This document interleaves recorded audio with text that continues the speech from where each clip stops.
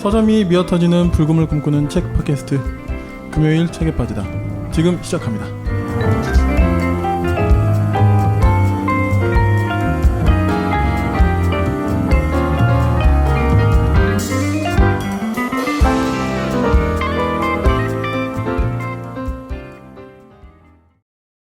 안녕하세요. 안녕하세요. 네, 안녕하십니까. 소개해 주시죠. 네, 안녕하세요. 크리스마스가 기다려지는 제이입니다. 오늘이 크리스마스인데? 아, 잠깐만. 아, 다시. 네, 저희가 녹음을 미리 하다 보니까. 이걸 넣고라고요? 잠깐만. 네, 아니 안 넣을게요. 네. 뭐라 그래 그럼? 그냥 간단하게 하세요 그냥. 안 해도 산타클로스. 네, 산타클로스가 기다려지는 제이입니다. 네, 팟캐스트 만드는 불곰 PD입니다. 반갑습니다. 와. 업로드 날짜로 오늘이 네. 크리스마스입니다. 메리 크리스마스. 메리 크리스마스. 와, 지금 12월 2일인데. 오늘 저희가 3개를 녹음을 따고 있습니다. 점심도 안 먹고 지금. 감정의 이거 변화가 끝나고 너무 지금 커요. 저희 지금 바로 달려갈 거예요. 네. 밥 먹으러. 달려갑니다. 네. 제이님은 크리스마스 하면 뭐가 가장 떠오르세요? 저는 뭐 이미지일 수도 있고 뭐 하여튼 뭐 여러 뭐가 될 수도 있는데. 전 진짜 근데 스노우 화이트 크리스마스가 항상 떠오르는데 네. 실제로 본 적은 별로 없습니다. 그렇게 많지 않죠? 네네. 네. 저는 화이트 크리스마스랑 네. 약간 성당에 꾸며진 그런 모습들이 생각나요. 성당? 네, 약간 명동이 교회가 아니고? 네. 교회가 아니고 성당? 성당이 예쁘더라고요. 그 앞에 구유를 이렇게 꾸며놓잖아요. 네네. 그게 진짜 예뻐서 한 작년에 명동 성당 네. 앞에 이렇게 꾸며진 모습과 연말에 그 사람들이 북적이는 모습이 혼자 걸었지만 그때는 네, 참 그래도 인상 깊었는데 올해는 코로나에서 네, 뭐 집에 있어야겠죠. 교회에 잠깐 갔다가. 네. 저는 아무래도 어렸을 때 생각이 좀 저는 많이 나는데 일단 뭐 애들이랑 올라이트하고 막 놀고 이런 거 맞아. 생각나고요. 맞아요. 그런 거 네. 했었죠. 새벽송. 아 진짜. 네. 엄청 많이 하진 않았는데 쳐들어가가지고. 네, 그래도 좀 찬양부를. 생각이 나고요. 뭔가 그때 어렸을 때 그걸 그리고 그때 당시에는 그거 가지고 뭐라 하는 사람이 네, 되게 거의 없었어요. 사람들이 좀 근데 지금은 거의 아예 없어졌잖아요. 못 들어갈 그 아파트에. 그러니까 대부분 아파트기도 하고 네. 주택가라 할지라도 좀 조심스러운. 네, 조금. 이제는 뭐 그렇게 할 수 있는 그건 아닌데. 올해는 또 그리고 코로나에서 아예 못하죠. 그렇지만 네. 어렸을 때 새벽송은 되게 좋은 추억이었는데 저도요. 졸면서. 저 군대 있을 때 한번 해봤거든요. 군종병이랑 같이 괴롭더라고요. 새벽송, 그치 새벽송이었죠. 나중에 군대 문학 한번 해주실래요? 전쟁 문학 아니면 그런 건 아닌데 왜냐면 그때 이제 끝나면 이제 뭐 반합에다 라면도 끓여 먹고 약간 그런 추억이 있긴 했지만 쳐서 노는 것도 괜찮았어요. 저는. 왜냐면 사람들 고생하는데 어쨌든 온차 좀 주고 초코바이도 주고 좋잖아요. 뭔가 기분이 좋아지는데 그날 제가 기분이 나빠진 건 네. 장교 숙소, 부사관 숙소 BOQ를 가가지고 화나셨어 지금. 얘네들이 술 취해가지고 와 이러면서 근데 저도 약간 나이가 살짝 많을 때 가가지고 많이가 늦게 가가지고 어지간한 중2 정도급 하사 이런 애들은 뭐 거의 다 저보다 나이가 어렸고 그 애들이 이제 막 평탄에 술 취해가지고 막 야 뭐 지훈아 막 이러면서 진짜 나가지고 떨치느라고 진짜 애먹었던 기억이 나네요. 네. 그래 참 새벽송의 어떤 양면적인 기억이었습니다. 제이님은 뭐 추억 없어요? 또? 저는 이제 교회를 다녔어가지고 그 막 연기 그 성극이라고 해서 연극 같은 거 뭐 준비해서 하셨어요? 하고 저는 주로 악역을 많이 했습니다. 진짜? 골리앗, 헤롯 대왕, 가룟 유다까지. 왜냐면 연기력이 섬세해야 되거든요. 그러다가 초등학교 때는 빈방이 있어요라는 작품 혹시 알아요. 네, 그 명작이거든요. 네. 거기에 주인공을 한번 했는데 네, 제가 그때 그 당시에 그 내용이 약간 가난한 아이가 주인공이고 걔가 뭐 말도 잘 못했던 애인데 뭐 여관 주인 역할 맡아서 이렇게 하는 내용인데 문제는 저를 세수시켜주는 역할이 있는데 제가 좋아하던 교회 누나가 세수를 시켜주면서 코를 풀어야 되는 거예요. 근데 그걸 풀어주는 걸 연기를 해야 됐고 풀고 마지막 대사가 뭐냐면 제가 선생님은 몰라요 아무것도 몰라요 하면서 도망가는데 전 진심으로 그 말 하면서 누나는 아무것도 모른다고 하면서 수치심에 네, 수치심에 뛰어나가서 1년 정도는 안 했었습니다. 연극 상처받아서. 그래도 연기력을 꽤 인정받으셨나 봐요. 진심이었으니까요. 전 그때. 아니 그리고 악역도 막 하셨다고. 아. 실제로 좀 연기력이 좀 돼야. 아니, 애들이 안 하는 게 그거였어요. 헤롯 때와. 그렇지, 그럴 수 있지. 예수님을 찌른 병사. 저도 어렸을 때 한번 동방박사인가 뭐 한 적이 있었어요. 그래서 하다가 딱 그 장면만 기억에 나는 게 뭐냐면 뭐 예수님이 어쩌고 하다가 갑자기 이렇게 스톱 모션을 해야 돼요. 딱 멈춰서 스톱 모션 한 다음에 그러면 어디서 노래가 나와. 동방박사. 그동안 계속 이렇게 멈춰 있어야 돼. 너무 어려운데? 그게 좀 짜증났던 기억이 나네요. 네. 제가 진짜 하고 싶었던 역할이 동방박사였는데 있어 보이잖아요. 그치. 황금과. 전 헤롯 대왕이었어요. 모략과 뭐 그래서 저것들을 다 죽여라. 다 이런 죽여라. 내가 가서 경배하겠다 이렇게 했었는데, 네, 전 진짜. 네, 크리스마스. 네. 근데 저는 네. 어렸을 땐 그랬는데 네. 사춘기 땐 크리스마스 때 그렇게 혼자 걸어 다녔어요. 왜요? 이상하게 우울했어요. 센치해져서? 엄청 센치해졌어요. 그럴 수 있지 근데 그때는. 네. 그리고 그때 저 혼자 선곡을 썼어요. 교회는 즐거워하는데 네. 진짜 소외되고 예수님이 오셨으면 어떡하셨을까 약간 그 필에 취했어가지고 감수성이 그냥 폭발했어요. 그러네. 작품 막 쓰고 이랬어요. 그렇구나. 네. 저도 이건 크리스마스는 아닌데 계속 에피소드가 나오니까 나도 막 뒤지고 싶지 않네. 저도 막 선곡에 한참 막 이렇게 막 꽂혀 있을 때가 있었거든요. 그 고등학교 때 꿈이 PD였고. 그러면 또 모래시계 막 이거에 심취해가지고. 그럼 스크립트 써야죠. 대본을 썼죠. 어떤 이제 소설이 있어가지고 막 그걸 썼는데 그렇기도 하고 연출도 한 적이 있었는데 그게 뭐였냐면 그 엘리야가 네. 그 하여튼 떼거지 그 바알신들 제사장 걔네들 한 750대 1로 붙는 장면인데 네. 교회 안에서 하는 거니까 좀 위험한 건 하면 안 되지만 불을 내릴 수는 없어요. 했을 때 불이 나오고 싶은 거 나면 좋겠는 거예요. 네. 고민 끝에 가스레인지? 폭죽 있죠, 폭죽. 그 불꽃 올라가는 거. 그거 바닷가에서 많이 쓰는 거잖아요. 네. 그거를 해보자. 처음에 이제 엘리야 맡은 애가 뭐 하나님 그래서 이제 한 거죠. 처음 이제 사람들이 숨죽이고 있을 거 아니에요. 야, 이씨 어떻게 되는 거야? 뭘로 할까? 막 이러고. 근데 이제 딱 불을 붙였죠. 붙였는데 처음에 뒤에서 이제 어떤 애가 이렇게 하고 있을 거 아니에요. 요 정도 한 10cm 정도 처음에 시작 이렇게 되는 거예요.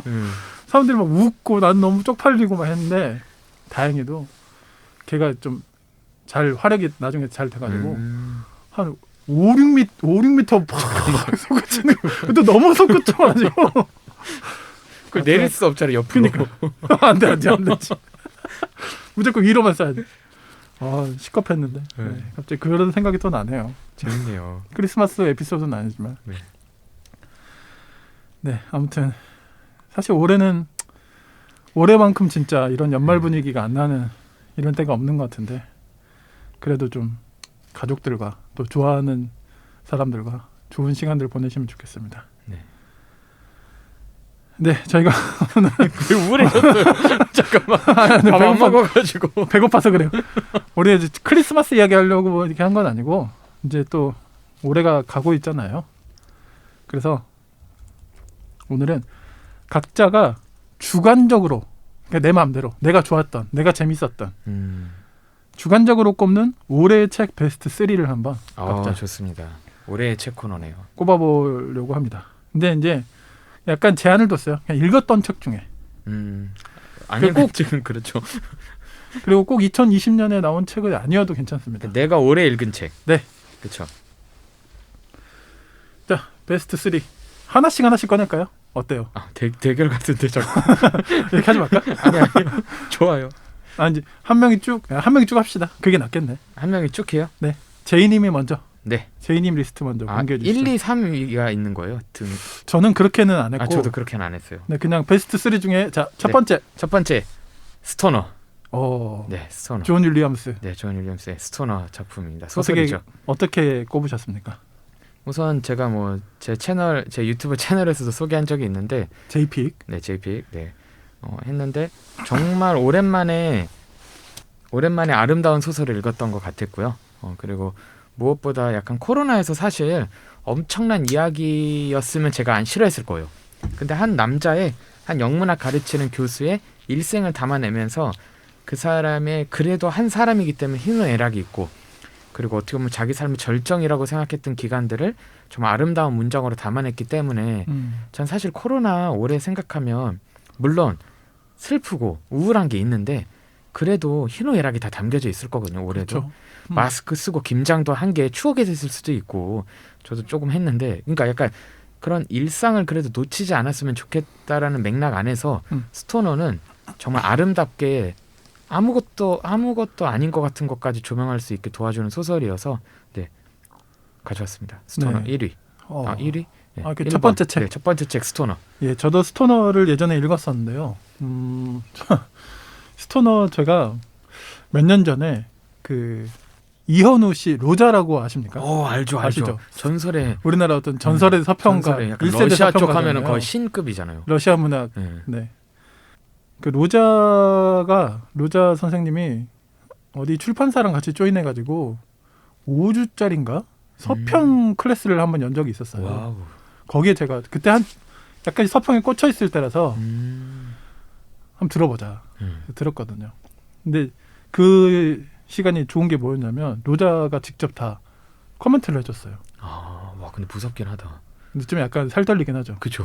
왜냐면 진짜 살 떨리는 게 로자 첫 번째 강의 때인가 하면서 진짜 막 유명한 그 출판계에서는 되게 유명한 어떤 모 출판 평론가였는데 그 A씨는 그 사람의 글을 딱 가져와 보여주면서 이건 지금 이 부분이 잘못됐고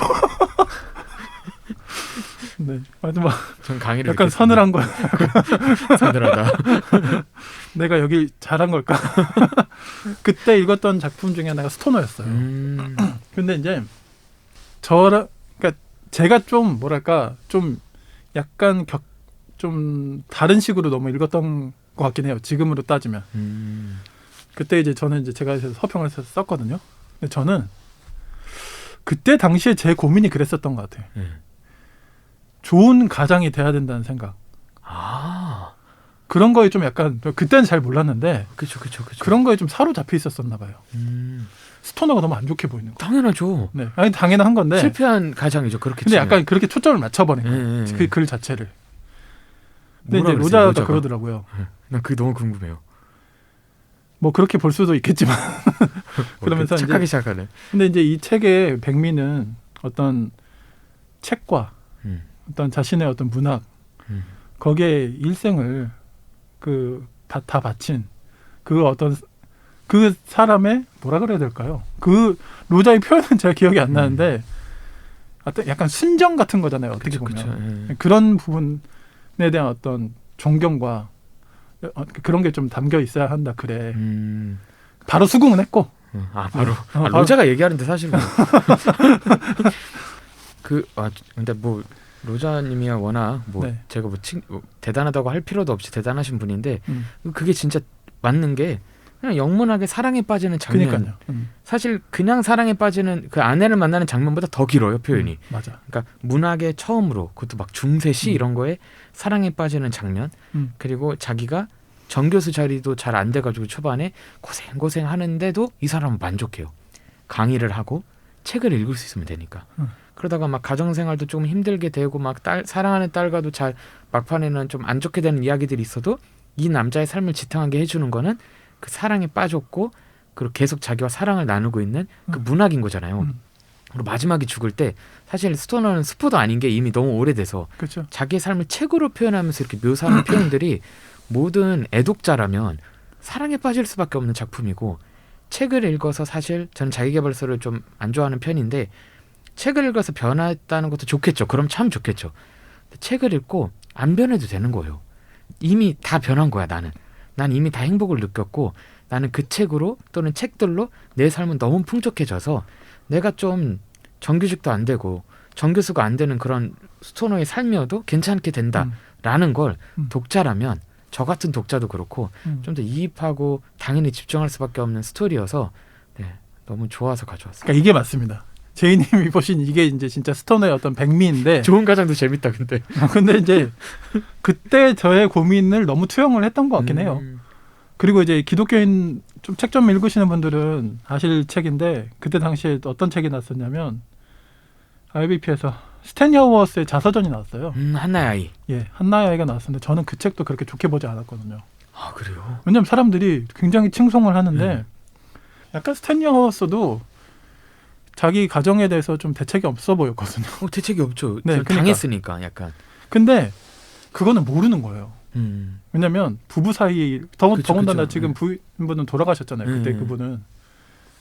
그러니까 이제 제가 스탠리 하워스를 의심하거나 뭐 이러려고 하는 건 아닌데, 그러니까 제가 하고 싶은 이야기는 부부 사이의 일은 누구도 모른다. 아 그렇죠.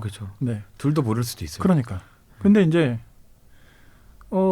스탠리 하워스가 이렇게 자신의 입장에서만 푸는 게 100% 정직하다고 할 수 있을까? 만약 그분이 살아계신다면 이렇게 쓸 수 있었을까? 약간 좀 그런 생각이 좀 들었던 거죠. 그쵸. 그때 제 고민이 그랬던 것 같아요. 그런 맥락에서 스토너는 안전해요. 그럼 사실 스토너가 뭘 잘했다고 표현되는 게 거의 없거든요. 사실 그럴만했어. 그러니까 인생으로 보면 실패한 인생이지 그쵸. 보여지나 스토너가 추구했던 그 문학과 이런 것에 대해서 어떤 숭고함이 있죠. 그 문학가에 만났을 때 그 찰나의 순간이 담겨진 맞아요. 장면은 이 책 좋아하시는 분들은 난리 납니다. 그래서 올해 너무 물론 코로나가 힘들었죠. 하지만 그래도 희노애락이 담긴 것처럼 맞습니다. 스토너를 통해서 좀 그런 위로와 위안이 있길 바라서 네. 가져왔습니다. 엄청 극적인 소설은 아니지만 네. 처음부터 끝까지 정말 쭉 읽다 보면 그러니까 어떤 것은 되게 벅찬 감동을 주는 그쵸. 소설이 있지만 감동이 스며드는 약간 그런 소설이 그래서 있죠. 점점 커져요. 맞아요. 네. 네. 스토너 저도 굉장히 좋아하는 책입니다. 스토너 사랑합니다. 제이님의 두 번째 책 두 번째 어떤 책. 책입니까? 언니 나랑 결혼할래요. 이 책 이야기 제가 하시는 거 많이 들었는데 네네. 어떤 책이죠? 언니 나랑 결혼할래요. 네. 제목과 같이 언니 나랑 결혼할래요. 그러니까 레즈비언 커플 부부에 대한 이야기입니다. 네, 그래서 이 책은 에세이 방식을 택해서요. 우리나라에 어떻게 보면 흔하지 않게 다뤄지고 있죠. 현재는. 그렇지만 조금씩 이제 작가들도 등장을 하고 있는데 결국엔 자기가 그런 동성애 결혼 또는 동성애를 어떻게 동성애인지를 어떻게 알게 됐고 그것을 주변 사람들에게 어떻게 소위 말하는 커밍아웃을 했고 그리고 그러면서 사랑하는 사람을 만나서 그 사람과 결혼식 또는 결혼이라는 형태를 통해서 왜 내가 관계를 어떻게 보면 증명도 하는 거고 어떤 부분에서 관계를 이렇게 만들어가고 싶었는지를 쭉 담아내는데 우선 이 에세이는 선입견에 있으신 분들이 있을 수도 있잖아요. 뭐 동성애다 뭐 이럴 수 있는데 그런 거 빼고 읽어도 너무 재밌어요. 그러니까 그걸 알고 봐도 재밌을 정도로 글을 우선 잘 쓰셨고 그리고 사회에서 자기를 보는 시선이 곱지 않고 어떻게 보면 좀 차별적으로 또는 혐오적으로 바라보는 사람이 있음에도 불구하고 당당하고 자신을 사랑하면서 사는 방법들이 그 안에 스며들어서 이렇게 좋은 방식으로 담겨져 있기 때문에 저는 이성애자임에도 불구하고 읽으면서 너무 멋있는 분이다. 성별을 떠나서. 그리고 이런 사랑, 이런 인간과의 관계를 너무 나도 맺고 싶고 이렇게 당당한 방식으로 세상을 살아보고 싶다라는 감정이 들 정도로 글부터 자기 직업관, 연애관, 가정관까지 너무 아름다워서 이거는 진짜 그냥 단순히 동성애 결혼 이야기로 만들기에는 너무 좋아요. 그래서 저는 계속 추천하고 다니고 약간 올해 에세이예요. 이게 1위로 뽑자면. 에세이가 이런 것이다라고 할 때는 사실 삶의 자리가 다른 누군가의 이야기에 이입을 하는 게 저는 더 좋다고 보거든요. 네. 사실 비슷한 이야기는 글을 잘 못 써도 이입할 수 있잖아요. 그런데 저랑은 되게 동떨어져 있는 여성의 이야기, 그것도 여성 동성애를 하셔서 결혼한 이야기가 담겨져 있는데도 불구하고 이입할 수밖에 없고 그 다음에 재미를 느낄 수밖에 없는 에세이여서 저는 올해 에세이 많이 읽었는데도 탑에 항상 꽂혀 있습니다. 그러니까 저도 그런 생각이 요즘은 많이 드는데요.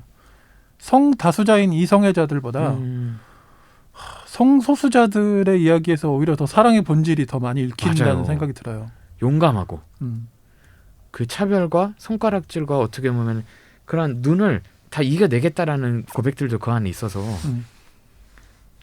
저는 진짜 이거 읽고 도리어 나도 사랑하고 싶다. 나도 누군가 이런 관계를 맺고 어려움이 생겼을 때 주변에서 어떠한 뭐 오해나 또는 뭐 선입견 때문에 생기는 일이 있을 수 있잖아요. 인간의 관계는. 그렇죠. 그걸 뚫고 누군가랑 사랑과 관계를 하고 싶다가 들 정도로 네, 잘 쓰여져 있어서 우선 책 표지부터 너무 예뻐서 네, 우선은 가져왔습니다. 지은이가 누구라 그랬죠? 네, 김규진 네, 작가님. 작가님이 네. 쓰신 제목이 언니 나랑 결혼할래요. 언니 나랑 결혼할래요. 네. 그래서 저자 소개 엄청 웃겨요.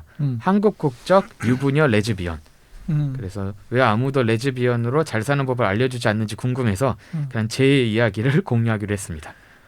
시사인인가 언제 한번 이분이 인터뷰를 하신 적이 있었어요. 그렇죠. 그래서 자기 사실은 어떤 대구의 딸 맞아요. 그거 보면서 저도 막 웃었는데. 그리고 정말 그 막 자기 소위 말하는 와이프라고 부르는데 그분을 설득하기 위해서 막 결혼 보고서를 내요. 우리가 왜 결혼해야 되는지, 왜 결혼식까지 해야 되는지도 막 보고하고 그러면서도 하는 말이 우리는 오늘 결혼하지만 혼인신고는 거절당할 거야. 막 이런 도전들이 저는 아까 말씀하신 것처럼 도리어 이런 분들을 통해서 사랑의 본질이 더 잘 드러나 버려요. 네. 동감이 됩니다. 세 번째 책은요? 네. 세 번째 책은 말하기를 말하다. 말하기를 말하다. 네, 김하나 작가님이 쓰신 에세이입니다. 네네네.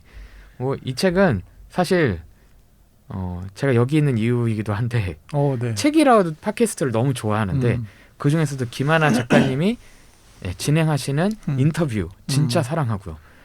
저는 깜짝 놀랐어요. 저 인터뷰면 재미없는 거라고 생각을 했는데 정말 작가에 대해서 잘 알고 작가 작품을 당연히 읽었고 그 다정하게 말을 건네고 무해하게 장난을 치시는 그런 김하나 작가님의 특유의 그런 감성과 인격이 그 안에서 드러나가지고 찾아 막 기다렸다가 보는 이제 팟캐스트인데 듣는 팟캐스트인데 이제 그분의 그런 팟캐스트 이야기를 담아낸 게 말하기를 말하다. 그래서 거기서 김하나 작가님 어렸을 때 어떻게 말하기에 대해서 고민했고 그리고 처음에는 자신감 없는 사람이었는데 왜 자신감이 생겼고 그리고 책이라과 관계된 여러 재미난 에피소드와 그리고 마지막 부분에 가면 그런 말들이 많이 나와요. 더 많은 여성들에게 마이크가 주어져서 당당하게 자기 이야기를 하고 연대했으면 좋겠다라는 이야기가 있어서 저는 되게 다정하게 그리고 저도 말을 많이 지금도 말을 하고 있고 또 말을 하는 편인데 저도 많이 그런 측면에서 좀 고민을 하게 되더라고요. 나의 말하기가 뭘 가리킬 거고 목적이 뭘까 이런 고민도 해보면서 되게 재미있으면서 말하기도 고민하고 관계 책 여러 가지로 다 이어서 고민할 수 있어서 가져왔습니다. 그러면 현재 지금 같이 금책바를 진행하는 진행자 입장에서 어떤 롤모델 같은 분입니까? 롤모델로 삼지도 못할 정도로 그 정도예요? 왜냐하면 제가 인터뷰를 했다 울어요. 네. 그리고 작가님 중에 한 분이 이런 말씀을 하셨어요. 한참 대화를 하다가 이런 말을 해요. 지금 이 팟캐스트를 했더니 작가님하고 제가 춤을 춘 것 같아요. 와 이거는 엄청난 배려와 그 섬세한 정말 서로에 대한 인정들이 있을 때 이루어지는 건데 그렇죠. 그런 것들이 드러나고 그리고 당연히 여자들이 살고 있습니다라는 책의 저자기도 하신데 그러니까 삶과 이런 것들이 다 결합돼서 힙하시기도 하시고 유명도 하신데 그 안에서 사람을 놓치지 않는 모습들이 좋아서 그냥 팟캐스트를 넘어서서 약간 롤모델 같아요. 나도 저렇게 늙어가고 싶다. 금책바가 좀 잘 되면 그럼 나중에 책이라고 업로드 될 때 그 비슷한 순위에 늘 올라가서 김하나 작가님이 이제 전화를 오는 거죠. 거기 제이님하고 같이 식은땀을 그냥 쏟아 부을 겁니다 아마. 그런 날이 한번 진짜. 전 꿈꾸지 않고요. 전 좋아요 누르면서 책이라고 열심히. 저도 책이라고 좋아하는 책 팟캐스트고요. 네. 이게 옛날에 이제 가장 대표적인 책 팟캐스트는 이제 이동진의 그렇죠. 빨간 책방이었고 얼마 전까지 이제 장강명 작가랑 요조 작가님이 같이 하셨던 책 이게 뭐라고 했죠? 근데 둘 다 이제 사실 이제 끝났잖아요. 끝났고 그 전에는 또 막 창비에서 하는 라디오 뭐 있었는데 책다방이었나? 뭐 그런 것도 있었고. 근데 현재 있어서는 가장 그 바톤을 잘 이어받고 있는 대표적인 책 팟캐스트 아닌가 생각이 들고요. 또 오은 작가님 그분도 되게 좋아요. 뭐 진행 잘 하시는 것 같아요. 네, 그래서 경쟁 팟캐스트라고 말할 수는 없는 것 같지만 꼭 우리 같은 애들이 이렇게 말하면 전 얘기 안 했어요. 김하나 작가님의 말하기를 말하다. 네, 이렇게 3권 가져와 봤습니다. 금요일 밤에는 모두 책에 빠져봐. 풍부한 지식은 오늘 우리의 사냥감. 더 나은 세상이 다가오기를 바라는 그대가 이 시대의 진정한 철학자. 올해의 책 3개. 저는 그냥 진짜 생 재미로 그냥 제 개인적인 네네네. 재미로 뽑아왔고요. 첫 번째 책은 그냥 3권 저는 다 소설에서 가져왔거든요. 첫 번째는 정세랑 작가님의 시선으로부터를 꼽았습니다. 뭐 저희 보건교사 안은영 할 때 또 저희 침이 마르게 그쵸. 네, 저희가 정세랑 작가님에 대한 어떤 리스펙을 많이 했지만 이 작품을 읽고는 또 저는 정세랑 작가님이 다시 보였어요. 와 진짜 완성형의 완성형을 거듭하는 작가구나. 예, 그런 생각이 들 만큼 그냥 너무 재밌게 읽었고요. 네. 우리도 이제 그때 이제 저희도 그런 이야기했지만 그 소설 속의 여러 가지 문제 의식, 윤리적인 어떤 그런 뭐 환경 문제든지 네, 그런 주제들 성소수자 문제든지 담아내잖아요. 네. 그게 전혀 어색하지 않고 맞아요. 툭툭 내뱉는데 되게 가슴에 울림이 있게 만드는 거기 나오는 어떤 서사와 인물들을 통해서 이제 이루어내는 솜씨가 볼수록 읽을수록 감탄을 저는 하게 되고 네. 뭐 다시 말씀드리지만 너무 재밌게 읽어서 네. 좋네요. 이 그 대가족의 이야기거든요. 심시선 그쵸. 씨를 이제 추모하기 위해서 모이는 그 딸들과 딸들의 남편 혹은 뭐 그 밑에 자녀들 이렇게 싹 대가족이 가서 하와이에 가가지고 심시선 씨를 생각하면서 자신의 삶을 돌아보는 다 각자 이야기들을 한데 모아놓는 이야기인데 뭐 재밌습니다 일단. 뭐 그러면 뭐 저는 할 말 다 했다고 생각하고. 그러니까 세팅도 재밌는 것 같아요. 하와이. 그러니까요. 그래서 재미있고 네 생각할 거리도 많고 다음 작품은 또 어떤 작품이 나올까 항상 그쵸. 기다려집니다. 곧 나오겠죠. 네, 첫 번째 정세랑 작가님의 시선으로부터 꼽아봤고요. 네. 두 번째는 미야베 미유키의 세상의 봄이라는 작품입니다. 미야베 미유키의 어떤 그 작가 데뷔 30년을 기념하는 이제 그게 진짜 뭐 그 작가님이 공식적으로 이게 내 30주년 기념작이야라고 픽을 하셨는지는 모르겠는데 네. 어쨌든 출판사는 그렇게 홍보도 했고 그랬는데요. 이 세상의 봄 분량이 만만치 않고요. 2권짜리 거의 한 500-600페이지 2권을 빼곡히 읽어야 하는데 또 더군다나 배경은 일본 에도 시대입니다. 와우. 근데 에도 시대를 몰라도 전혀 문제가 되지 않아요. 그냥 읽으면 돼요. 읽다 보면 제가 그 에도 시대의 거리에 어떤 그 저택에 막 그 인물들을 어디선가 내가 이렇게 서가지고 보고 있는 느낌이 들어요. 미야베 미유키를 이렇게 굉장한 작가라고는 제가 알고 있었지만 사실 제대로 읽어본 적이 없었거든요. 집에 다른 책도 있어요. 못 읽고 있다가 안 읽기도 했고 다른 책이 막 눈에 들어오니까. 근데 이제 이 책을 한번 읽어봐야겠다 했는데 너무 매료가 돼서 그래서 제가 이제 미야베 미유키를 조금씩 읽기 시작했죠.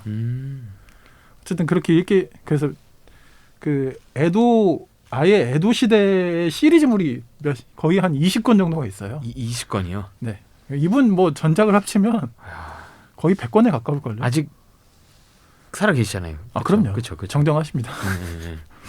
네. 그래서 왜 사람들이 미야베 미유키 하는지 알겠다. 뭐 그냥 그런 생각을 하게 됐습니다.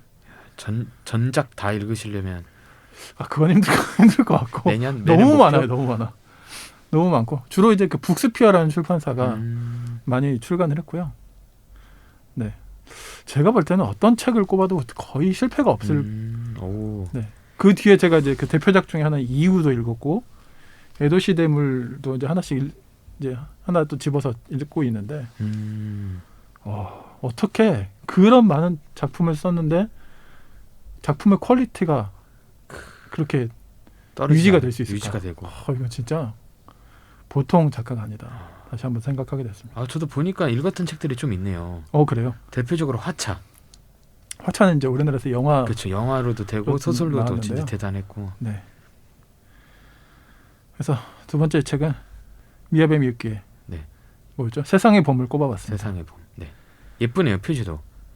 그렇죠. 네. 네. 핑크 민트. 약간 네. 파스텔 톤으로. 네네. 네. 그 이야기도 약간 순애보적인 이야기예요. 네. 근데 너무 그런 순애보는 사실 좀 저는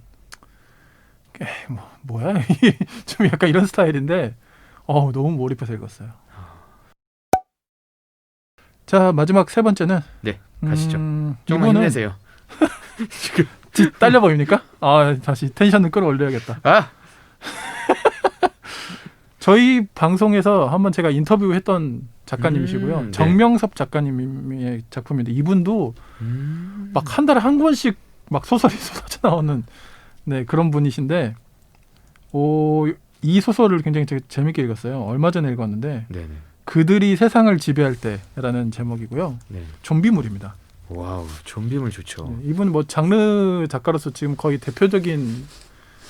이미 대표적인 분이신데 한국에서 정말 다양한 장르를 역사물도 많이 하시고 좀비물을 또 꽤 쓰셨어요. 그래서 이번에 이제 또 나온 건데 SF가 결합이 되어 있습니다. 좀비물하고 SF하고. 그렇습니다. 뭐 간단하게 소개를 드리자면 네네. 전염병적으로 이제 해서 이제 좀비 때문에 세상이 지구가 망하고 거기에다가 더해서 무슨 이유를 알 수 없는 핵폭발? 핵전쟁까지 일어나가지고 핵폭발. 하여튼 그게 일어나서 지구가 이제 망한 거예요. 근데 이제 그 중에 소수는 뭐 하여튼 그런 과학적인 뭐 그런 거 있잖아요. 뭐 노아 프로젝트 약간 이런 식으로 그런 이야기 우리가 그런 설정 많이 봤잖아요. 네. 달에 그래서 정착을 해서 달이요? 네. 달에 이제 지하 같은데 이제 벙커 만들고 뭐 공기 뭐 만드는 그런 시스템 다 만들고 그렇게 지구가 망한 지 한 100년이 좀 더 넘은 시점에서 시작됩니다. 근데 그래도 이제 어쨌든 그래서 달을 중심으로 뭐 화성이든 목성이든 이런 데도 좀 뭐 기지도 막 세워져 있긴 한데 아무래도 이제 인공적으로 공기를 만들고 그렇게 사는 게 쉽지 않을 거잖아요. 그렇죠. 그러니까 이제 두 개의 파가 생기는 거예요. 이 달의 주민들을 이제 그냥 이제 나라 구분이 없이 어떤 연합 유엔처럼 이제 그렇게 그런 개념으로 이제 있는데 두 파가 생깁니다. 오히려 달에서 더 정착해야 된다. 아니다.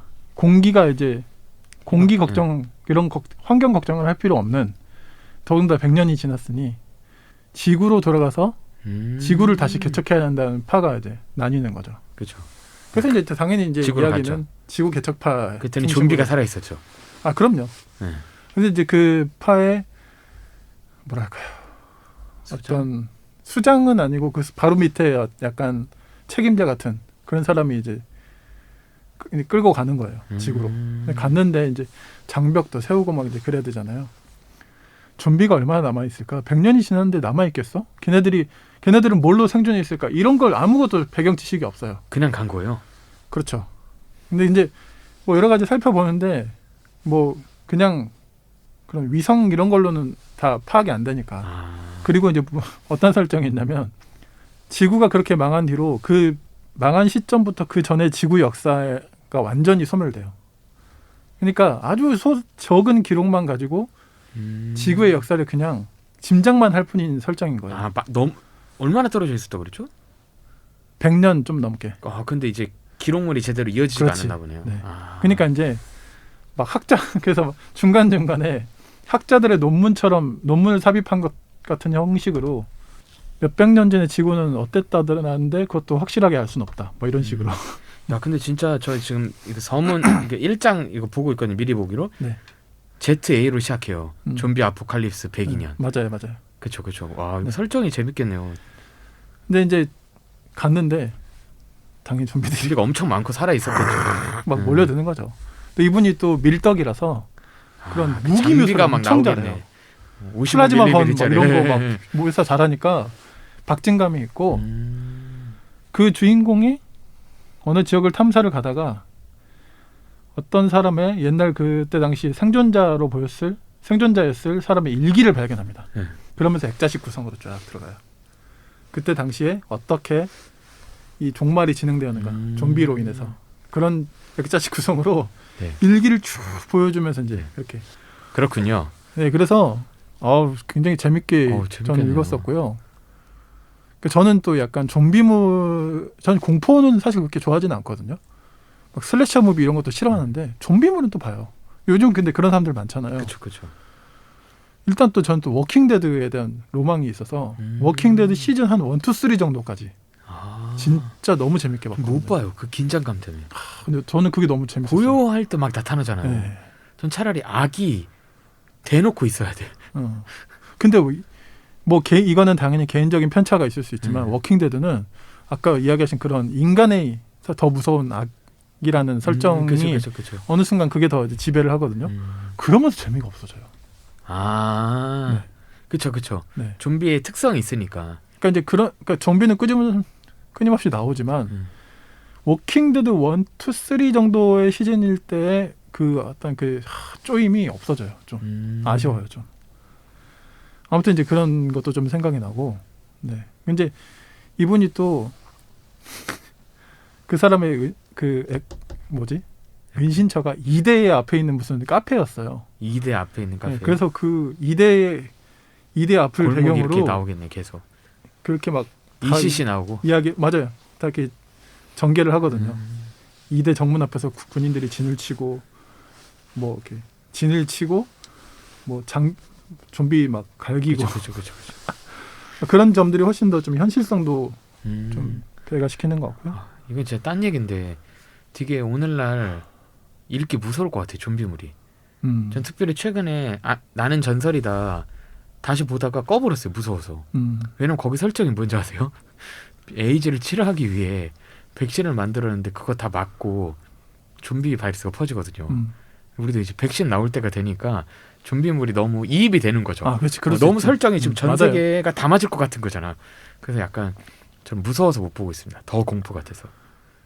그렇죠. 이제 그런 것들을 볼 때 예전 같았으면 그냥 오락물로 봤을 텐데. 그렇죠. SF는 근데 픽션이 아니라 그런 팩션이 것도 될 있어요. 것 같으니까. 맞습니다. 네. 그런 묘한 약간 아이러니 같은 그런 그렇죠. 또 그런 이거 보는 딱 맛이 읽으면 있죠. 올해가 되게 무섭겠네요. 마지막 그 좀비 아포칼립스. 아무튼 네, 정명섭 작가님의 그들이 세상을 지배할 때 그들 그렇죠. 저는 좀 재밌게 읽었습니다. 네, 아우 재미 위주로 뽑으시는 것도 좋네요. 생 재미로 진짜. 네네. 네.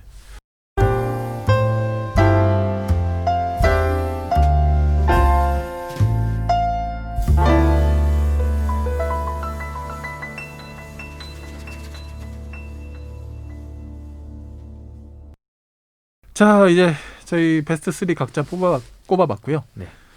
이제 올해가 이게 아마 올해 마지막 방송인가? 업로드 하나가 더 남았나?